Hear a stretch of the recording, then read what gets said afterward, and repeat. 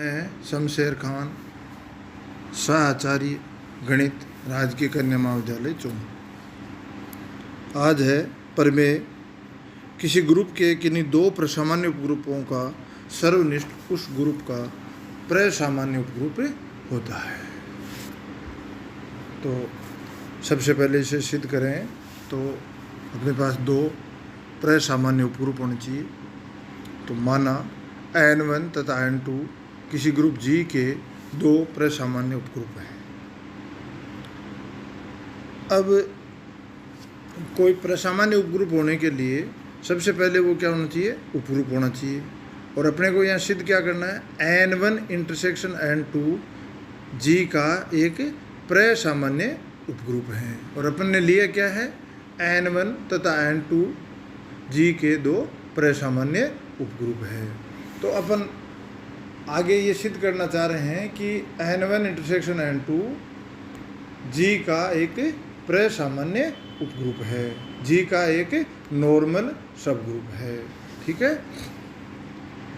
तो N1 intersection N2 को प्रसामान्य उपग्रुप prove करने के लिए सबसे पहले अपन N1 इंटरसेक्शन N2 को G का उपग्रुप सिद्ध करेंगे। उपग्रुप जो अपन ने पहले पढ़ा है उसमें एक थ्योरम थी कि H G का उपग्रुप होगा यदि और केवल यदि A belongs to H, B belongs to H, then AB inverse belongs to H। तो यहाँ N1 इंटरसेक्शन N2 को G का उपग्रुप सिद्ध करना है। तो और नहीं सॉरी जो ये मैंने जो थ्योरम बताई कि H G का उपग्रुप होगा यदि और केवल यदि A belongs to H, B belongs to H, then AB inverse belongs to H। और इस थ्योरम को अपन आगे जितने भी थ्योरम प्रूव किए थे, प्रमेय सिद्ध किए थे, उनमें सीधा काम में लिया था। मैंने थ्योरम प्रूव कराते समय भी आपको बताया था कि इसे उपग्रुप में सीधा किसी उप समुच्चय को उपग्रुप सिद्ध करने के लिए इसे सीधा आगे जाके काम में भी लेंगे। तो अब N1 इंटरसेक्शन N2 को G का उपग्रुप सिद्ध करना है। तो अपने पास थ्योरम क्या थी? G का एक अरिक्त उप समुच्चय H G का उपग्रुप होगा यदि और केवल यदि A belongs to H, B belongs to H, then AB inverse belongs to H। तो N1 इंटरसेक्शन N2 के उपग्रुप होने के लिए सबसे पहले वह G का एक अरिक्त उपसमुच्चय होना चाहिए। अब G का एक अरिक्त उपसमुच्चय इसे अपन प्रदर्शित करेंगे। अपन जानते हैं कि N1 और N2 यदि प्रसामान्य उपग्रुप हैं तो वो निश्चित रूप से G के उपग्रुप हैं। और G के उपग्रुप हैं तो उनमें तत्समक अवयव वही होगा जो G का तत्समक अवयव है। इसका मतलब E बिलोंग्स टू N1 तथा E belongs to N2। E N1 तथा N2 दोनों में विद्यमान है। इसका मतलब E belongs to N1 intersection N2, अर्थात N1 intersection N2 is not equal to phi. मतलब N1 इंटरसेक्शन N2 अरिक्त है। और N1 तथा N2 G के उपग्रुप हैं, N1 तथा N2 G के प्रसामान्य उपग्रुप हैं तो वो उपग्रुप हैं। और N1 और N2 यदि G के उपग्रुप हैं तो वो N1 और N2 G के उपसमुच्चय हैं, अर्थात N1 और N2 में जितने भी अवयव हैं वो सभी G में विद्यमान है। तो N1 इंटरसेक्शन N2 में जितने भी अवयव हैं वो भी G में विद्यमान होंगे। इसका मतलब क्या हुआ कि N1 इंटरसेक्शन N2 G का एक अरिक्त उपसमुच्चय है। ठीक है। अब इसे उपग्रुप प्रूव करना है। उपग्रुप प्रूव करने के लिए N1 इंटरसेक्शन N2 के दो अवयव लेते हैं A और B। तो A, B belongs to N1 intersection N2, then A, B belongs to N1 तथा A, B belongs to N2. Then AB inverse belongs to N1 तथा AB inverse belongs to N2. Then AB inverse belongs to N1 intersection N2. ठीक है, इसलिए N1 intersection N2 G का एक उपग्रुप है। अब इसे प्रसामान्य उपग्रुप प्रूव करना है, तो प्रसामान्य उपग्रुप की परिभाषा के अनुसार इसे सिद्ध करेंगे। तो सबसे पहले अपन ले लेते हैं N belongs to N1 intersection N2 तथा N belongs to N1 intersection N2, then N1 belongs to N belongs to N1 तथा N बिलोंग्स टू N2। तो अब अपन N1 इंटरसेक्शन N2 को प्रसामान्य उपग्रुप प्रूव करने के लिए N belongs to N1 intersection N2 लिया है। अगर N belongs to N1 intersection N2 तो N बिलोंग्स टू N1 तथा N बिलोंग्स टू N2। तो अपन ने मान लिया कि N belongs to N1 intersection N2 और X बिलोंग्स टू G। तो X बिलोंग्स टू G और N बिलोंग्स टू N1, तो X inverse belongs to N1। X belongs to G और N बिलोंग्स टू N2, तो X inverse belongs to N2 और X inverse belongs to N1 intersection N2। अर्थात X belongs to G तथा N belongs to N1 intersection N2, then X inverse belongs to N1 intersection N2। फलतः N1 intersection N2 G का प्रसामान्य उपग्रुप है। अगला प्रमेय, यदि HG का उपग्रुप है और NG का प्रसामान्य उपग्रुप है, तो H इंटरसेक्शन N उपग्रुप H का एक प्रसामान्य उपग्रुप है, जबकि H इंटरसेक्शन N G का प्रसामान्य उपग्रुप होना आवश्यक नहीं है। प्रमाण, अब देखो अपन इसे सिद्ध करने से पहले ये तो समझे कि ये मतलब थ्योरम थोड़ी सी, हालांकि बिल्कुल सिंपल है, पर ये ध्यान रखना है कि H G का उपग्रुप है और N उसका G का प्रसामान्य उपग्रुप है। और सिद्ध क्या करना है, H इंटरसेक्शन N G का एक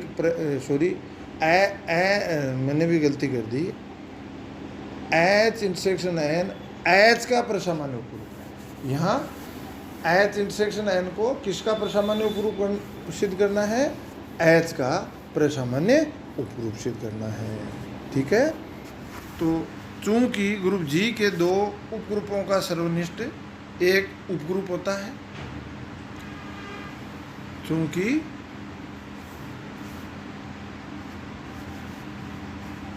ग्रुप G के दो उपग्रुपों का सर्वनिष्ठ एक उपग्रुप होता है, अर्थात H इंटरसेक्शन N एक उपग्रुप है। किसका, G का उपग्रुप है, G का उपग्रुप है।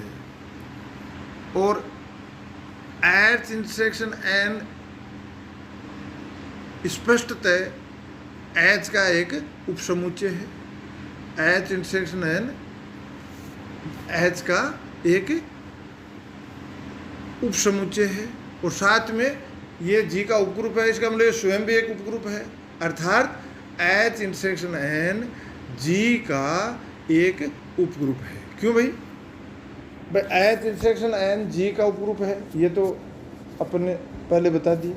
इसका मतलब H इंटरसेक्शन N अरिक्त है और मतलब उपग्रुप की परिभाषा से H इंटरसेक्शन N G का एक अरिक्त उपसमुच्चय है, साथ में H इंटरसेक्शन N G का एक H इंटरसेक्शन N स्वयं भी जी की संक्रिया के लिए एक ग्रुप है। ये उपग्रुप की परिभाषा। तो अब आगे बढ़ें तो स्पष्टतः एच इंटरसेक्शन एन एच का उपसमुच्चय है, और ऊपर जो अपन ने बताया उसके आधार पे ये अरिक्त है, ये अरिक्त है, ठीक है।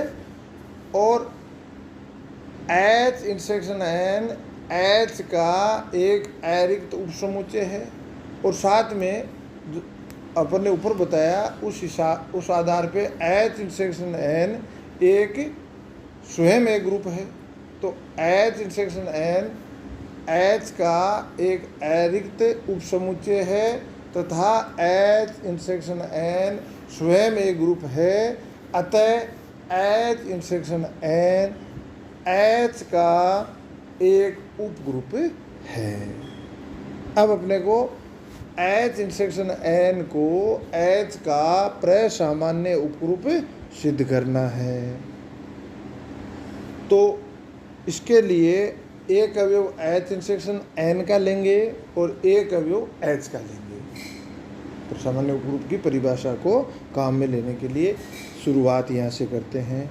तो माना एच इंटरसेक्शन एन का एक अवयव है एच, या H belongs to H intersection N तथा एक्स बिलोंग्स टू एच। तो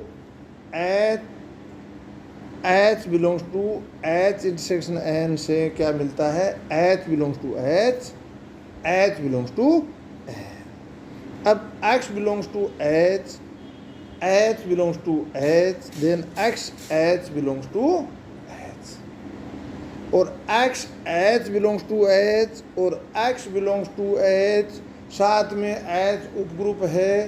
तो एक्स एच एक अवयव, तो एक्स एच और दूसरे अवयव का इन्वर्स, तो x h x inverse belongs to h. एक चीज मिल गई। पुनः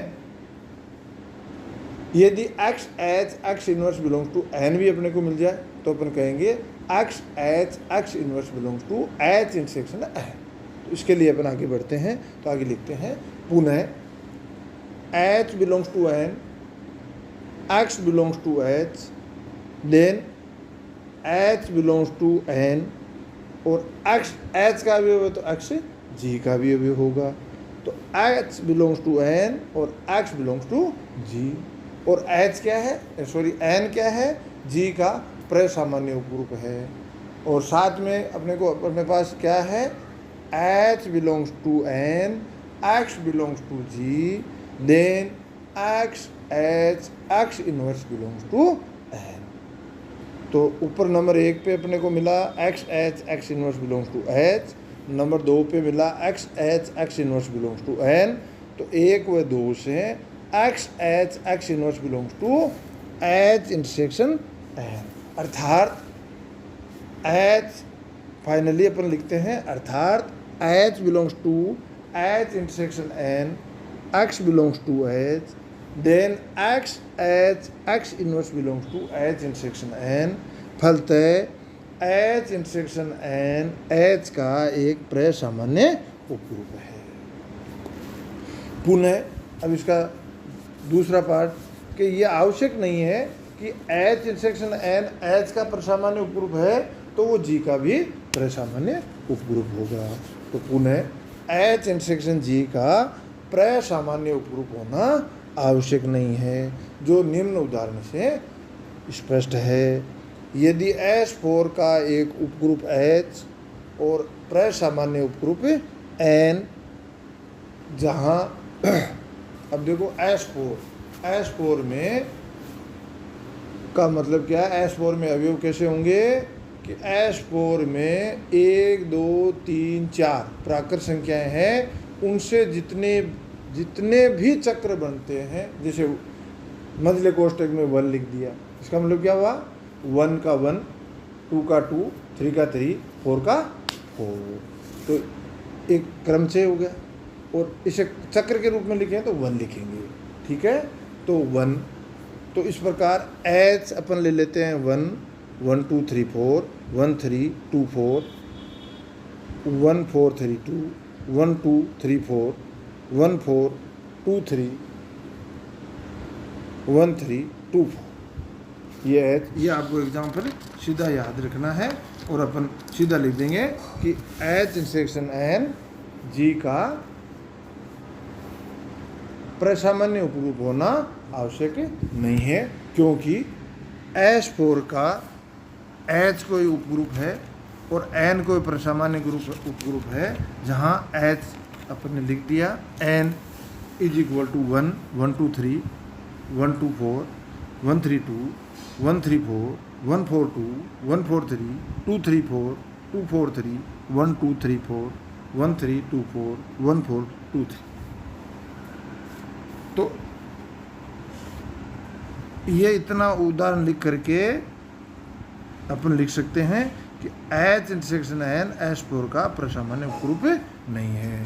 तो अपने को ये उदाहरण याद रखना है और अपन कह देंगे कि H ये है और N ये है, पर H इंटरसेक्शन N S4 का प्रसामान्य उपग्रुप नहीं है। तो थ्योरम का पहला पार्ट अपन प्रूव कर देते हैं, दूसरा पार्ट इस एग्जाम्पल के आधार पे लिख देते हैं।